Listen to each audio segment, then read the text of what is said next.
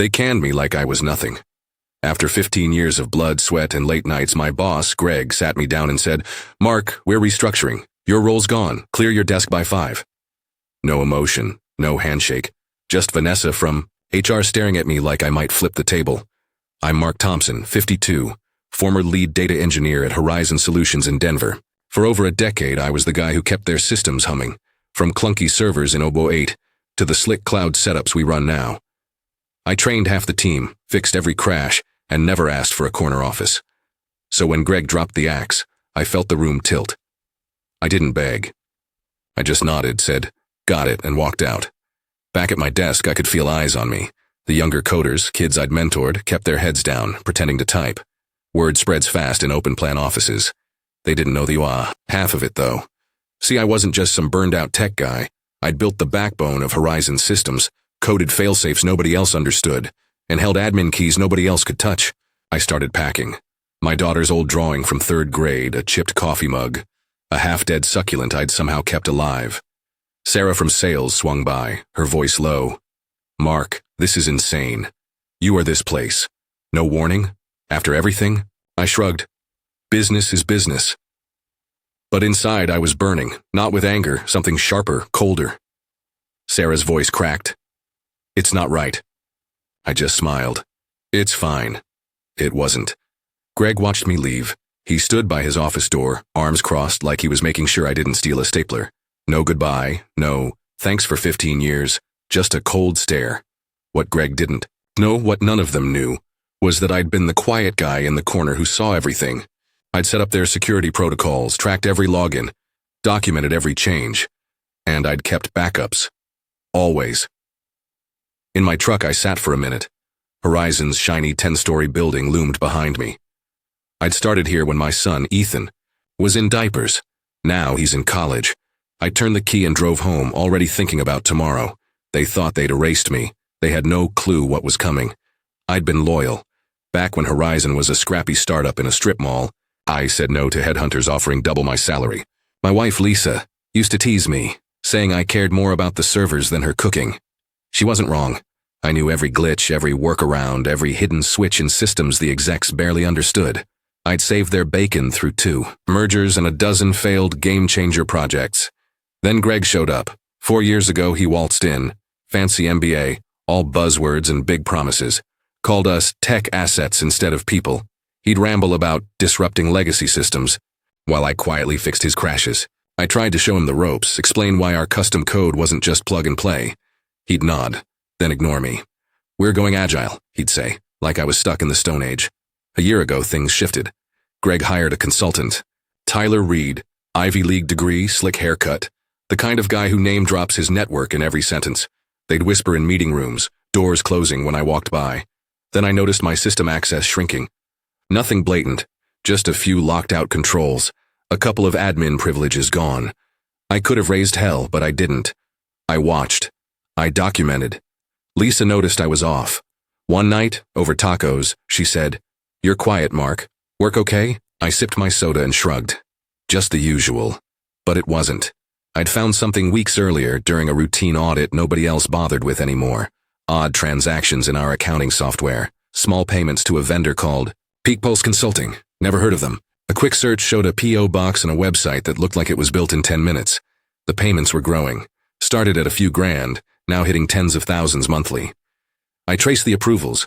They led straight to our CFO, Karen Holt. I didn't say a word. Just saved the data, backed it up, and kept digging.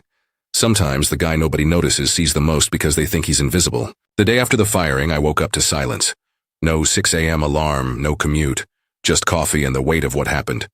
Lisa kissed my cheek before heading to work. "You okay?" she asked. I nodded, but my mind was already racing. In my home office, I pulled a flash drive from a locked drawer. Company rules banned taking data home, but years ago, during a legal scare, I'd gotten approval for off-site backups. Nobody followed up. Their mistake. I plugged it in. Emails, logs, financial records, stuff no regular employee should have. There it was. Peak Pulse Consulting. Over $1.2 million paid out in 14 months. Approvals all signed by Karen Holt. I cross-checked dates. The payments lined up with software renewals we used company-wide, but the costs were jacked up. 10% sometimes. 15%, not enough to scream fraud, but enough to add up. Then I found the kicker. PeakPulse's business registration listed a David Holt as the owner. A LinkedIn search confirmed it. Karen's cousin. They were skimming cash through fake vendor markups, hiding it in plain sight. My jaw tightened. For 15 years, I'd kept Horizon systems bulletproof. I'd been the guy they called at 2 a.m. when the network tanked, and they threw me out to cover this? I wasn't mad anymore. I was focused. My phone pinged. A text from Alex, a junior dev I'd trained. Dude, sorry about yesterday, total crap. Tyler's already in your office. TF? I didn't reply. It was falling into place. Greg and Karen needed me gone before I connected the dots. They thought I was just some old-school coder who'd fade away. They thought wrong. I started planning. Tomorrow was Thursday, Horizons. Big board meeting. Quarterly results, executive bonuses, the works. Perfect timing. I leaned back, sipping my coffee, and felt a spark I hadn't felt in years. They'd underestimated the wrong guy. Thursday morning hit like a freight train. I was up at dawn, no alarm needed.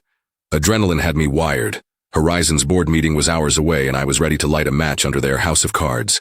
In my home office, I sipped black coffee. My laptop humming with data I'd spent years collecting. Those backups? Gold. Emails, transaction logs, security audits. Proof Karen Holt and Greg were bleeding Horizon dry through their fake vendor, PeakPulse Consulting. I wasn't just angry. I was surgical. My plan was simple but brutal. Hit them where it hurt. The board. They'd be sipping espresso, nodding through Karen's polished financials, clueless about the $1.2 million siphon to her cousin's shell company. I'd make sure they saw the truth, my way.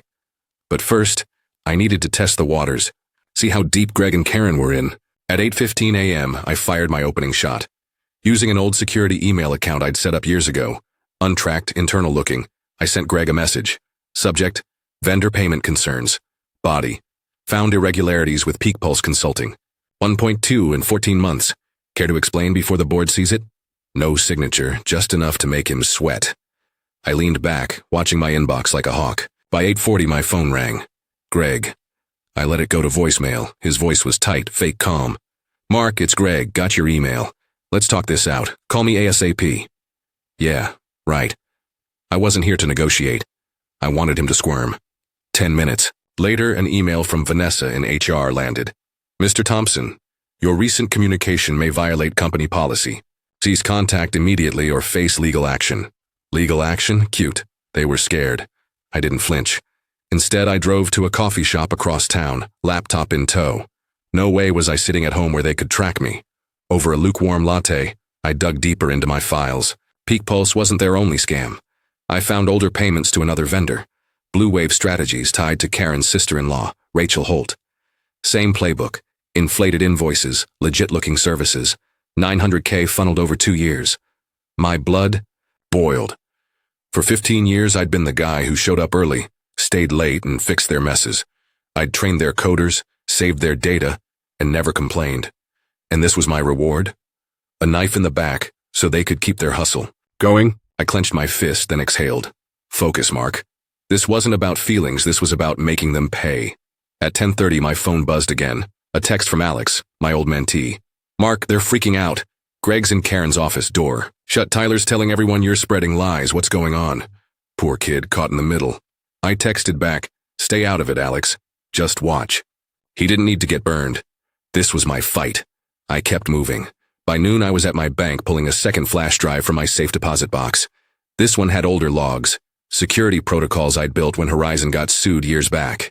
It showed Karen requesting special access to financial systems right before Blue Wave payments started. Sloppy. I tucked the drive in my pocket and headed home, my mind racing. Then Karen called. I picked up, saying nothing. Her voice was smooth, like she was selling me a car. Mark, it's Karen Holt. I hear you have concerns. Why don't we meet? Clear the air. I let the silence hang. Misunderstandings happen, she pressed. We can make this right. Severance, references. Name your price. Name my price? I said, low and cold. How about $2.1 million? That's what you and your family stole. A sharp breath. Then, you're making a mistake, Mark. This could get ugly. Ugly for who? I shot back. The board's meeting now. Wonder what they'll think about PeakPulse and Blue Wave. I hung up before she could respond. My heart was pounding, but it felt good.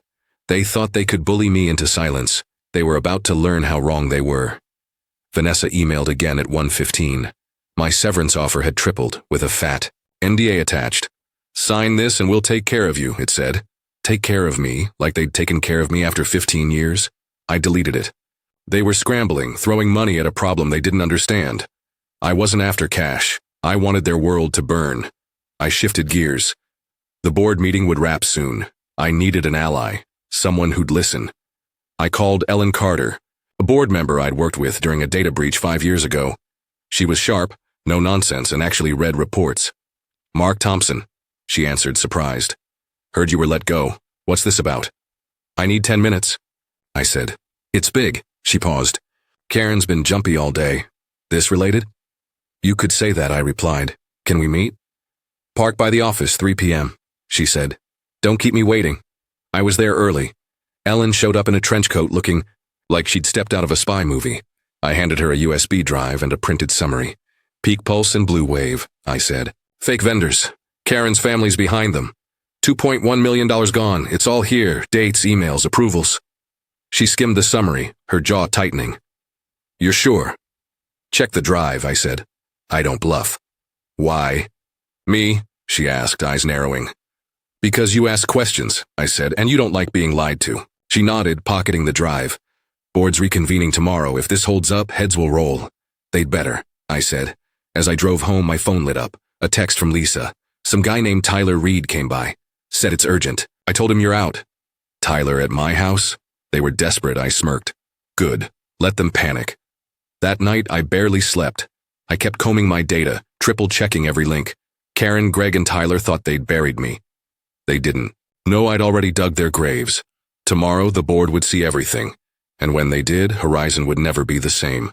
Friday morning felt electric.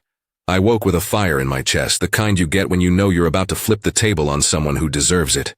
Horizon's board was meeting again today, and thanks to me, they'd be walking into a minefield. My report, $2.1 million stolen through Peak Pulse and Blue Wave, linked to Karen Holt's family, was in Ellen Carter's hands. By now, she'd have shared it with the board. Greg, Karen, and their slick consultant Tyler Reed were about to choke on their own lies. I didn't sit still. I grabbed my laptop and headed to a diner 15 miles out of Denver. No way was I making it easy for them to find me. Over greasy eggs and burnt coffee, I checked my burner email. 3 new messages. One from Vanessa in HR, doubling down on legal threats. Another from Greg, offering a consulting gig to smooth things over. The third was from Tyler. Subject: "Let's talk, Mark." Body: "You're stirring up trouble you don't understand. Meet me today. Name the place." Trouble I don't understand? I laughed out loud, drawing a glance from the waitress. Tyler thought he could intimidate me? I'd built Horizon's systems from the ground up while he was still bragging about his MBA on LinkedIn. I didn't reply, let them dangle. My phone buzzed, another text from Alex, my old mentee. "Mark, it's nuts here. Karen's screaming at Greg in her office. Tyler's telling everyone you hacked the system. Cops showed up. What did you do?" "Cops? Already?" I smirked.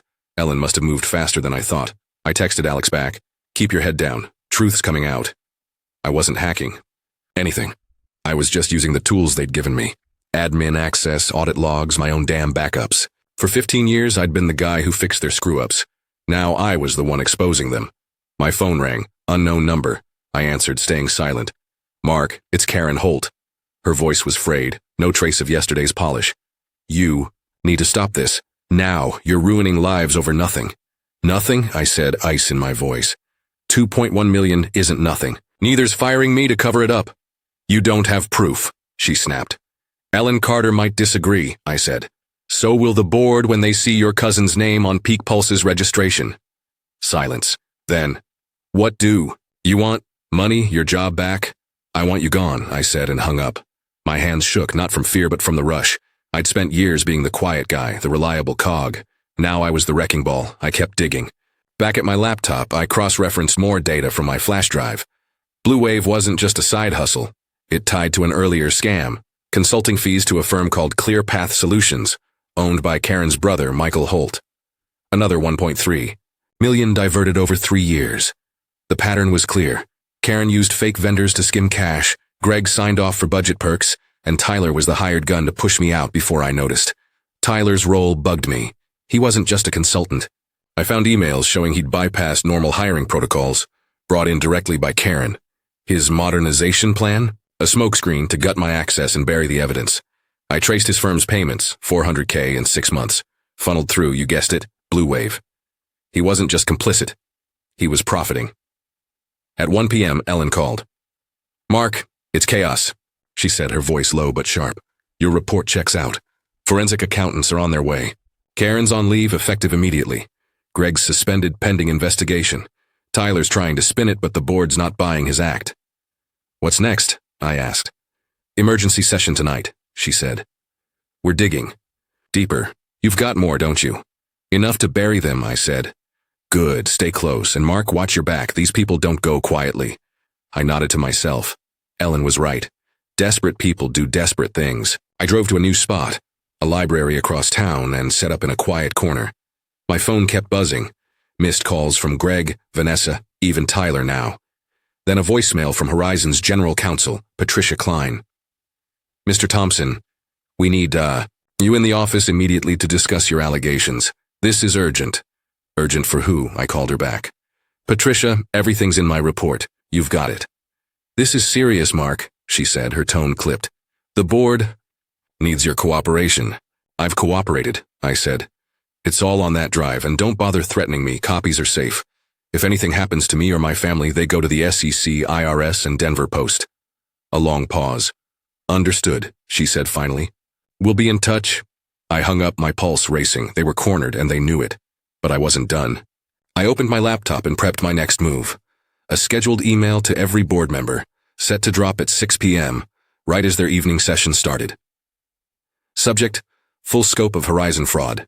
Attached: my complete dossier, with new details, on ClearPath and Tyler's cut. I leaned back, exhaling. For the first time in days, I felt the weight lift. Not because it was over, it wasn't, but because I was in control. They'd fired me to protect their scam, thinking I'd slink away. Instead, I'd turned their world upside down. Lisa texted at 3:30. "Tyler came by again, looked nervous, said you're in trouble. I shut the door on him." My jaw clenched. Tyler at my house twice. That wasn't just desperation. That was a threat. I texted back, "Lock the doors. I'm coming home." I packed up and drove, my mind spinning. They thought they could scare me off. They didn't know who they were dealing with. Tonight, the board would see the full truth. And by tomorrow, Karen, Greg, and Tyler would wish they'd never crossed me. Friday afternoon burned with tension. I sped home, Tyler's visits to my house gnawing at me. Twice in 2 days? That wasn't just panic. It was a warning. My wife, Lisa, was safe, but I wasn't taking chances. I pulled into our driveway, scanning the street for anything off. Just kids on bikes and a neighbor mowing his lawn. Still, my gut screamed, "They're not done." Inside, Lisa met me at the door. "Tyler didn't push, but he was weird," she said, arms crossed. "Kept saying you're making a mistake. What's going on, Mark?" I told her everything. Karen's scam, Greg's complicity, Tyler's dirty money, the $3.4 million they'd siphoned through Peak Pulse, Blue Wave, and ClearPath. Her eyes widened. "And you're taking them down alone?" "Not alone," I said. "The board's got my report." She nodded, but worry creased her face. "Be careful. These people sound dangerous." Dangerous or not, I was all in. Back in my office, I checked my laptop. My scheduled email to the board, detailing the full fraud with proof, was set to hit at 6 p.m., mid-session. Ellen Carter already had a copy, but this would blast the truth to every member, no dodging it. I added a new file, emails showing Tyler's firm was paid through Blue Wave, tying him directly to the scheme. At 4:30, my phone rang. Ellen. "Mark, it's a war zone," she said, her voice taut. "Your report's got the board in knots. Karen's out, Greg's crumbling, but Tyler's still spinning lies, saying you fabricated it all. Forensic accountants are tearing through the books now. Tyler's in deeper than they think," I said. "Check the new email tonight. He's not just a consultant." "Noted," she said. "Board's demanding to meet you. They're talking a new role, big one. You ready for that?" "I'll think about it," I said. "Just make sure they see the truth." "All ready?" "Happening," she said. "Stay safe, Mark." Safe? Not likely. Tyler's house visits meant they were desperate, maybe unhinged. I double-checked my backups, 3 flash drives, 2 cloud servers, all secure. If they came for me, the SEC, IRS, and every news outlet in Colorado would get the full dossier. I wasn't playing. At 5:15, Alex texted, "Mark, it's wild. Cops are back. Greg's office is taped off. Tyler's yelling at HR saying he's quitting. People think you're a legend or a lunatic. What's the truth?" I smiled. "A legend or a lunatic? Maybe both." I replied, "Truth's coming, Alex. Stay clear." Then Tyler called. I picked up, silent. His voice was ragged, no trace of his usual swagger. "Mark, you're screwing yourself. Drop this or you'll regret it." "Regret?" I said, low and hard. "Like getting fired after 15 years? Or like you pocketing $400K from a scam?" He went quiet, then hissed, "You have no idea who you're messing with." "Funny," I said. I was about to say the same. I hung up, my heart hammering. Tyler wasn't just a pawn, he was a player, and he was scared. Good. At 6:00, my email launched. Every board member got the full report. $3.4 million stolen. Karen's family ties, Greg's budget kickbacks, Tyler's dirty payouts. I pictured them reading it, jaws dropping, as Ellen backed it up with her copy. No way they could ignore this. By 6:20, my phone exploded. Missed calls from board members' assistants, Patricia Klein from legal, even a reporter from a local business blog. I ignored them all. Then a voicemail from Patricia. "Mark, the board's in emergency session. Your information's triggered a full investigation. We need you here now." I called her back. "Everything's in the email," I said. "You don't need me in person." "Mark, this is bigger than you realize," she said, her voice strained. "Karen's confessed to some of it, trying to pin Greg. Tyler's threatening lawsuits. The board wants your input." "Karen confessed?" I said, surprised. "Partially," Patricia said. "She's claiming it was Greg's idea. We need you to clarify." "My report's clear," I said. "And I've got backups. If you want more, I'm available by phone. But know this, if anyone comes near my family again, those backups go public." "Understood," she said, quieter. "We'll handle it." I hung up, exhaling. Karen cracking was huge, but Tyler's threats and house visits meant the fight wasn't over. I drove to a new spot, a motel parking lot, and set up my laptop. No sense staying predictable. At 7:30, Ellen texted, "Karen's done, admitted to peak pulse, threw Greg under the bus. Greg's blaming Tyler, board's livid. Tyler's gone AWOL. You've got them running scared, Mark." Running scared? They should be. I dug into my oldest drive, chasing a hunch. Tyler's firm had a parent company registered offshore. Sketchy, but not proof. Then I found it. An email from Tyler to Karen, sent a year ago. "Get Thompson out before he audits the vendor logs." My blood ran cold. They hadn't just fired me. They'd planned it from the start. I forwarded the email to Ellen. "Let the board see this," I wrote. "Tyler's not walking away clean." I leaned back, the motel's neon sign flickering outside. For 15 years, I'd been loyal, invisible, the guy who kept Horizon running. Now I was their worst nightmare. Lisa called at 8:45. "Mark, a car's been circling the block. I'm freaked out." My stomach dropped. "Lock everything," I said. "I'm on my way." I slammed my laptop shut, my mind racing. Tyler, Greg, or someone worse. They thought they could intimidate me. They were about to learn I didn't break. I gunned it home, heart pounding. A car circling my block? After Tyler's house visits, I wasn't taking chances. Lisa's voice had been steady on the phone, but I heard the fear. I pulled into our driveway at 9:15 p.m., scanning the street. Nothing but porch lights and a stray cat. Still, I grabbed a flashlight and checked the yard. Clear. Inside, Lisa was waiting, her eyes wide. "It was a black SUV," she said. Slowed down twice, then left. "Tyler's desperate," I said, locking the door. "They all are." "You sure this is worth it, Mark?" she asked, voice low. "What if they come after us?" "They won't," I said, though my gut twisted. "I've got backups everywhere. They touch us, the whole world sees their dirt." I hugged her tight, but my mind was already back on the fight. Karen confessing, Greg suspended, Tyler AWOL, Horizon was imploding, and I was the detonator. I didn't sleep. At midnight, I was in my office, laptop glowing. My email to the board had landed hours ago, exposing $3.4 million in fraud through Peak Pulse, Blue Wave, and ClearPath. Ellen's texts confirmed the board was in chaos, with Karen half confessing and Greg pointing fingers, but Tyler's disappearance bugged me. That email I'd found, "Get Thompson out before he audits the vendor logs," proved he was no bystander. He was a schemer, and schemers don't just vanish. I dug deeper. My oldest flash drive had server logs from 2 years back. Buried in them was a deleted email chain between Tyler and an offshore account tied to his firm's parent company. It mentioned cleaning vendor records and securing payments through Blue Wave. Jackpot. Tyler wasn't just skimming, he was laundering the cash. I forwarded the chain to Ellen with a note. Tyler's not a consultant, he's a crook. Find him. At 2 a.m., my phone buzzed. Alex. Mark, you're a ghost story here, his text read. Cops took Greg's computer. Karen's office is sealed. Rumor is Tyler fled town. People are saying you're untouchable. True? I smirked. Untouchable? Not quite, but I was damn sure unstoppable. I replied, just doing my job, Alex. Stay safe. By 3 a.m., Ellen called. Mark, you're killing us, she said, half laughing, half exhausted. That email about Tyler? Board's livid. They've frozen all vendor payments and called in the FBI. Karen's fully confessed now. Says Tyler masterminded it, used her family to front the shell companies. Greg's still denying, but his emails don't lie. FBI, I said, surprised. Yep, she said.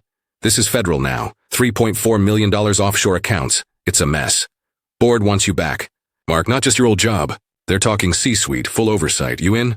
I don't trust them, I said. They fired me once. Fair, she said. But they're begging. Name your terms. I'll think about it, I said. What about Tyler? No sign of him, she said. Cops are looking. He's got no friends left here. I hung up, my mind racing. Tyler on the run meant he was a wild card. I triple-checked my backups, then emailed a lawyer I'd contacted earlier. A pit bull who loved corporate fraud cases. If anything happens to me, I wrote, release everything. I wasn't paranoid. I was prepared. Dawn broke, and my phone lit up. Board assistants, reporters, even a rival firm offering me a VP role. I ignored them. Then Patricia Klein, Horizon's general counsel, called. Mark, the board's offering you a blank check, she said, her voice tight. Chief security officer, direct to the board, whatever salary you want. Just stop sending emails and come in. A blank check? I said, scoffing. You fired me with no warning. Now you're scared because I did your job for you? We're trying to fix this, she said. Help us. Fix it yourselves, I said. You've got my report. And tell your buddies to stop circling my house. Circling your what? She said, confused. Black SUV, I said. Last night, sound familiar? That wasn't us, she said quickly. Mark, please come in. We'll keep you safe. Safe? I snapped. I'm safe because I'm smarter than you. My terms come tomorrow. Noon deadline. I hung up, my blood simmering. A blank check sounded nice, but I wasn't here for money. I wanted justice. Cold, hard, and final. At 10 a.m., Lisa brought me coffee. You look like hell, she said, half smiling. But you're scaring the crap out of them, aren't you? They're scared because they're guilty, I said, sipping. Karen's done, Greg's toast, and Tyler's running. But it's not over. What's next, she asked. I grinned. The knockout punch. I spent the morning crafting my terms for the board. Not just a job, power, full audit rights, veto on tech spending, and a public apology for my firing. Non-negotiable. I emailed it to Ellen, CCing the board with a new bombshell. A spreadsheet tying Tyler's offshore account to $500K in laundered funds. This goes public if my terms aren't met, I wrote. At 11:30, Ellen texted. Board's panicking. Your terms are bold, but they're listening. Tyler's been spotted. Airport trying to board a flight to Mexico. Cops are closing in. You're a damn force, Mark. Mexico? Typical. I leaned back, the weight of 15 years. Every late night, every ignored idea, every time I'd been called just a tech guy, fueling me. They thought they could erase me. Now they were begging me to stop. But I wasn't stopping, not until every lie was ash. Saturday morning crackled with finality. I sat on my porch, coffee in hand. The Denver skyline faint in the distance. Horizon's board had until noon to accept my terms. Chief security officer, full audit power, veto rights, and a public apology. For my firing. If not, my dossier, $3.4 million in fraud, Karen's confessions, Tyler's offshore accounts, would hit the SEC, IRS, and every news outlet in Colorado. I wasn't bluffing. My phone was a war zone. Board assistants, reporters, even a second rival firm offering me a C-suite gig. I ignored them. Ellen Carter texted at 8:15. Board's sweating, Tyler's in custody, nabbed at the airport. Karen's plea deal's in motion. Greg's done. Your terms are on the table. Hold tight. Tyler caught? That hit like a shot. Of whiskey. The slick consultant who'd orchestrated my firing was finished. I wasn't celebrating yet. Lisa joined me, her eyes searching mine. You did it, Mark. They're falling apart. What now? I squeezed her hand. We wait. They'll bend or they'll break. She nodded, but I saw the worry. That black SUV circling our house last night still haunted us. Tyler was caught, but who'd sent it? I'd find out. At 9:30, Patricia Klein called. "Mark, the board's ready to talk," she said, her voice strained. "Your terms, they're unprecedented, but we're listening. Can you come in?" "No," I said, cold. "You've got my email, noon deadline. And tell me about the SUV circling my house." "We're looking into it," she said. "It wasn't us, probably Tyler's doing. He's saying wild things, claims he was just a middleman for someone bigger." "Someone bigger?" I pressed. "We don't know yet," she said. "FBI's involved. Please, Mark, work with us." "I'll work with you when you sign," I said. "Clock's ticking." I hung up, my mind spinning. Someone bigger. Tyler wasn't the mastermind? I opened my laptop, diving into my oldest logs. A faint trail led to a board member, Richard Vance, who'd pushed Tyler's hiring. Suspicious, but not proof. I flagged it for my lawyer. At 10:45, Ellen called. "It's over, Mark," she said, almost giddy. "Board voted unanimously. Your terms are accepted, everyone. Apologies being drafted. Your chief security officer effective Monday. Richard Vance resigned an hour ago, no explanation. You're a damn legend." "Vance resigned?" I said, pulse quickening. "Yeah," she said. "Your email about his tie to Tyler spooked him. FBI's digging, you shook the whole tree." I exhaled, the weight of 15 years lifting. Vance was the someone bigger. I'd cracked their empire wide open. "Send me the contract," I said, "and that apology better be public." "Already drafting," she said. "You coming in Monday?" "We'll see," I said. I hung up, a slow grin spreading. They'd fired me like trash. Now they were handing me the keys. At 11:55 the contract landed. Signed by the interim CEO, it gave me everything. Power, budget, direct board access. The apology was attached, posted on Horizon's website admitting they'd wrongfully terminated me and praising my integrity. I forwarded it to my lawyer, then leaned back. I'd won. Monday I walked into Horizon's HQ. The security guard stammered, printing my badge. "Mr. Thompson, welcome back." Employees stared as I rode the elevator to the executive floor. The boardroom was packed.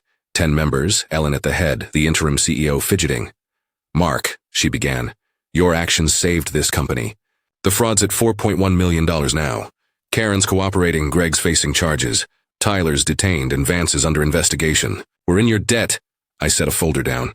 "New security protocols," I said. "Mandatory audits, no exceptions. I catch anyone hiding anything, they're out. Understood?" They nodded, silent. Ellen smirked. "You're tougher than I thought, Mark. 15 years of being underestimated," I said. "I'm done playing nice." That afternoon, I sat in my new corner office, the skyline sprawling below. Alex, now my deputy, knocked. "Boss, team's buzzing. They're calling you the Terminator." I laughed, just doing my job. That night, I told Lisa everything. She listened, then asked, "Happy now?" I thought about it. The rage from my firing was gone, replaced by something harder. Satisfaction. I'd torn down their lies, rebuilt my future, and made sure they'd never forget me. "Happy?" I said. "No, I'm whole." Later, I posted on LinkedIn my first in years. Loyalty builds empires. Greed burns them down. Choose wisely. It went viral, ex-colleagues sharing it, whispering my name. The quiet tech guy had toppled titans without raising his voice. As I walked out with Lisa, the October sun hit my face. My phone buzzed. Ellen, with a board update. I ignored it. Ahead, a rival's offer sat in my inbox, tempting me to walk away. But Horizon was mine now, reshaped in my image. Their empire had crumbled. I'd built a new one on its ashes, stronger, cleaner, mine. And nobody would underestimate Mark Thompson again. That's the end of today's story. Did things turn out the way you thought, or were there some surprises along the way? Share your thoughts in the comments. I'd love to hear what you think. If you enjoyed this journey, don't forget to hit the like button. And if you haven't joined the community yet, now's the perfect time. Subscribe and turn on notifications so you're always the first to catch new stories. Thanks for watching, and I'll see you in the next adventure.